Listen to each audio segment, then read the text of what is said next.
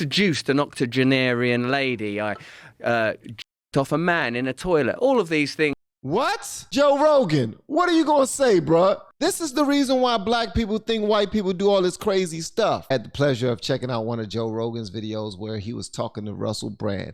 And I should slow this down because one of my things was, Russell, you was talking too fast, but a lot of people pointed out, and I also pointed out in the video, that the brother is just crazy smart. He's very smart and he speaks quickly, he speaks fast, and he's very studied in the topics that he decides to discuss. And that's how you should be. A lot of times, you know, they say never be the smartest man in the room. I think he has a difficult time of doing that. Now, I'm not saying that Joe Rogan is less intelligent, not saying that at all.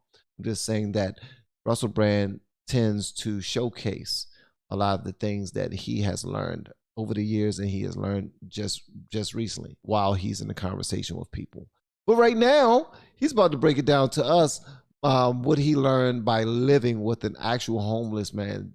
Make sure y'all hit the like button and go visit LFRFamily.com and ask me about the Bang Bang Tea. You know, I guess because I talk about American culture a lot, I come with a degree of anticipation. But it was a torrential rainstorm in Los Angeles. I'm aware that, like, you've moved out of there, that a lot of significant people in the space that I work in have moved out of there. And there was a feeling of uncanniness and eeriness. Some of the familiar sites for homelessness have been cleansed as if by Travis Bickle's rain. You know, it's sort of like just... Really? They've moved homeless people? For example, Gower Street. The Gower Street Bridge, there would always be sort of like a little tented community there. That seems to have been moved along. And yeah, they're making homeless people get off the streets now. There's certain places that they should not be it in front of someone's business where they're, you know, making a livelihood. You know what I mean? That's just the right thing right there. And they shouldn't be in other places where they can get hurt, in my opinion. Yeah, they're all over the place, man. What can you do? And maybe a perfect metaphor for that problem, you know, moving them rather than... You feel like those homeless people are still somewhere rather than that problem has found a resolution. No one really has a tangible resolution. I haven't heard one resolution that's like, okay, that we could put our fingers on, that's real. Do you know that in our country, during the pandemic, in London especially, but also in other cities, they temporarily housed homeless people as one of the pandemic measures? Like, we can't have people on the streets, they'll cough on someone. Put them all in hotels, put them in hostels. They solved it, and then when they reached the point where they were happy that the pandemic had leveled out, they kicked them all back out again. Right, that's it. We're not worried anymore. Get back out there. I wonder why they did that. Do you think it was just too much time and effort to manage those people? And money. Like, they're shooting up in the hotels and causing ruckus and... Well, I wonder what was the reason for, like, putting them back on the street, because it seemed like if they solved that, like, they should be like, oh, well, you know, let's just keep dedicating these resources to keep these people housed. I feel like that the anomaly was the housing rather than the ejecting. I feel like that they, when it was convenient and suitable, they could find a solution to homelessness that was an economic one. And then when it wasn't necessary anymore, they just pulled the rug out from under it. I'm sure, like, that comes with complexity.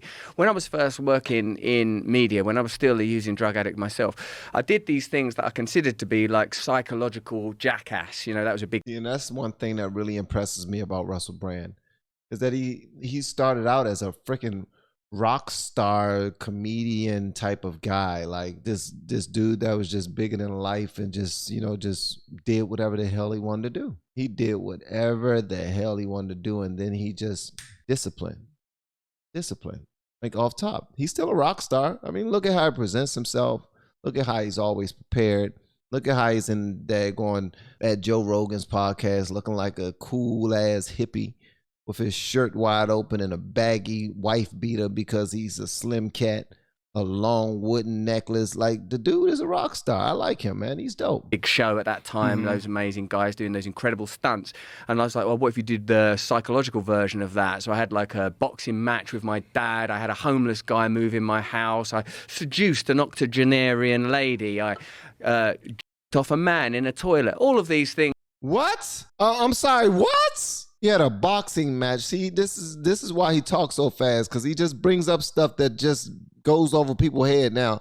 He just now said he had a boxing match with his father. He seduced an old lady. He had a homeless man living with him, and he helped a man waste his seed in a toilet. What the hell, Russell? I just now said I like you, bruh. Come on, bruh. You gotta listen. You gotta say those type of things before I tell the whole world that I think you cool and that you know what I mean, you my ace boom coon, all that other stuff, bruh. Things were the periphery of my limits as a drug-using young man, just trying to make my way in media. When I had that homeless guy come live in my house with me, James was his Hey, Joe Rogan, what are you gonna say, bruh? Joe is just letting him rock. He's letting him do what he do. He's just saying, go ahead and talk. This is hilarious. This right here is gold. I'm gonna be quiet. You feel free. Go. Just talk. His name, God rest his soul. It was interesting to encounter that there's a reason. Of course, I fully accept and appreciate that could happen to any of us, that any of us with a few wrong choices could end up destitute and lost without the kind of support and good fortune I've had in various areas of my life. I'm sure it could have happened to me. Of course it could have. But there was a sort of like a gravity pulling him back out into the street. There was a gravity pulling it. It was like he couldn't deal with being in a house. Admittedly, these were not organic conditions. There was like cameras around and stuff. It was not a high budget production. It was really lo-fi stuff on a lo-fi digital channel. But being around that guy, he was like a heroin user. I was using heroin with him at that time. The sort of peak of the show was when I got into we had a bath together. That was like, I thought, what's the most intimate thing you could do with a person to sort of overcome the idea that homeless people are somehow dirty or different, or like they should be excluded from society. So I had a bath with this guy. This stuff. What? You don't take a bath with them? Come on, Russell. Come on, bruh. This is the reason why black people think white people do all this crazy stuff. And you might not even be white. I don't even know his nationality.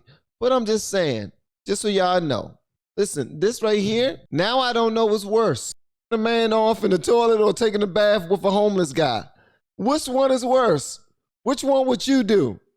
I get it. Drugs would do those type of things, but which one is worse? Which one is worse to you? Taking a man off in the toilet or taking a bath with a homeless man? Which one would you do? Seriously, he took a bath with a homeless guy. Which one would you do? We need to have a poll. That would be the craziest poll in the world, bro. Go on, Russell Brand.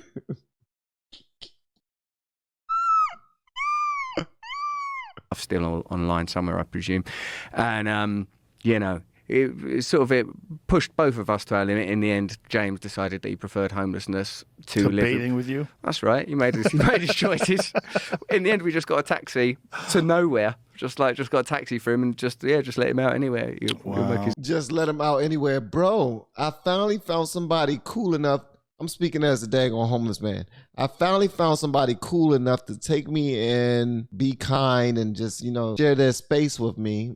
But you want to take a daggone button. All I want to do is take a bath, but you want to get in here with me. Because that's the biggest connection that you can possibly receive. See, his brain is always working so much that he don't really see why that was wrong. I don't get that. That right there is just...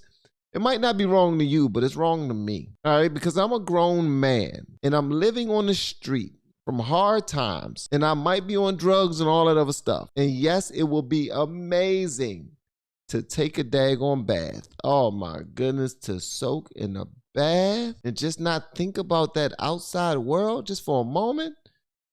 And then here come your tall ass climbing in the bathtub with me. Come on, bro. What are you doing? What are you doing, man? This ain't no swimming pool. It's a bathtub. We can wait later. We can go outside and get in the jacuzzi and talk our stuff and just, talk about life and all that other stuff. A jacuzzi is different.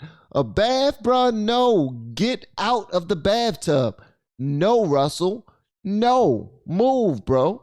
I know you're trying to connect, but yeah, why would he want to stay? his own way in the world.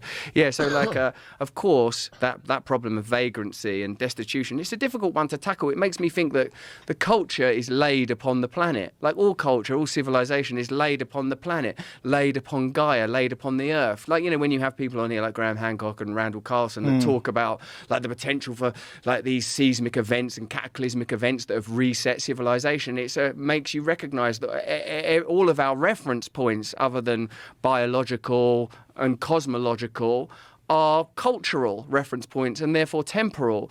And so a person living in a tent in the street is in a sense living a hunter-gatherer lifestyle in contemporary America, or living a post-apocalyptic lifestyle in contemporary America. It makes me think sometimes, Joe, maybe the apocalypse is not a forthcoming event. Maybe the apocalypse has already happened. Maybe we're living in the sort of already its gentle threads are encroaching upon apparent civilization. You know, when you're in comfortable, defined and designed spaces, you feel like everything's okay.